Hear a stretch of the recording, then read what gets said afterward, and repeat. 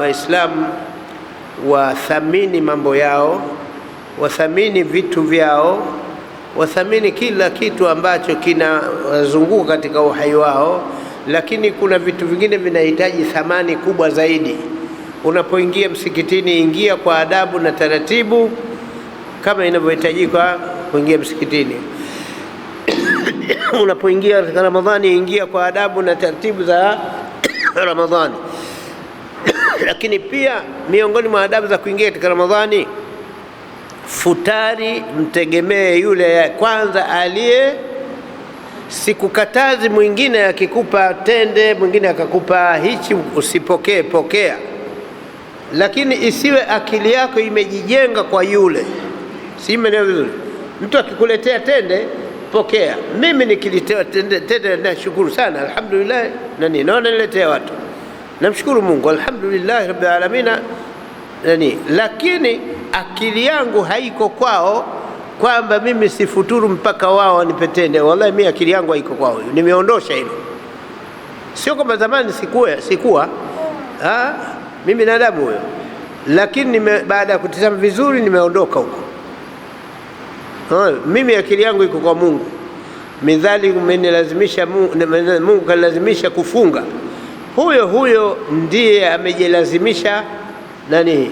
Midhali Mungu kaniumba, yeye kajilazimisha kunipa chakula kuendeleza uhai wangu. Naona isipokuwa ananitaka nichakalike. Anakutaka ufanyeje? Uchakalike. Ukichakalika basi unapata maji hayachanganyiki na kitu kingine ila kwa kuyatikisa, au sio? Ndio mchanganyiko unakuwa umekamilika. Ukiweka tu hivi pipi ndani ya maji, ukitaka upesi ile pipi ichanganyike na maji, ukikaa tu hivi itashinda kutwa, ishindi kutwa, itashinda kutwa. Sasa vitu vingine Mungu katutaka lazima tuchakalike. Ule kuchakalika ile sio kwamba kwa mia ndio unapata hiyo riziki, lakini kwa 99% utaipata hiyo riziki. Na unaweza kwenda kuitafuta Temeke alafu ukaipata huko.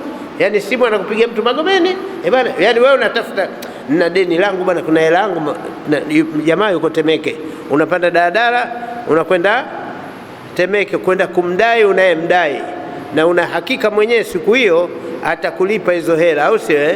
Lakini katikati hapo uko kamata pale, anakupigia mtu Magomeni, akamwambia bwana, nimekukumbuka rafiki yangu, njoo uchukue futari bwana. Unashuka ushuki, unashuka unakwenda huko kwenda kuchukua futari, kwa sababu yuko bure, ile kule deni huenda akakupa, huenda asikupe. No, lakini huyu kakuita yeye.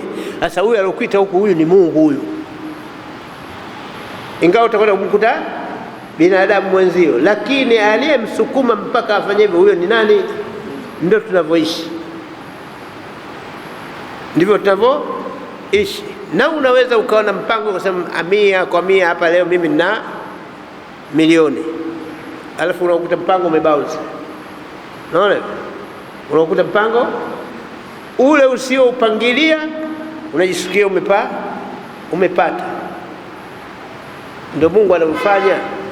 Yani sisi Mungu anachotaka kutoka kwetu, nafsi zetu zitulie kwake, tumtegemee, fikra zetu ziwe kwake, kila kitu, kwamba Mungu ndio kila kitu. Alafu unafatisha taratibu zile asbabu alizokuwekea Mungu zifanye, unafanya. Unaona, uwezi ukalalamika mavuvi hakuna wakati wewe huna mtumbwi, huna wavu, una nini? Unasema mavuvi, samaki hawapatikani. Kuna wavu kumeweka. Wakulalamika samaki hawapatikani ni yule mtu yuko baharini na wavu anao, anatia kwenye maji, samaki hawanasi, huyo ndio wakulalamika. Lakini ukilalamika wewe huku inakuja Kwa hiyo ndio hivyo, kila mmoja na shughuli yake. Mimi hapa nilalamikia wateja wangu, siku hizi waumini hapa wamekuwa wadogo, kwa sababu wanakujaga na mimi niko, lakini nikiwa niko tandika haiji.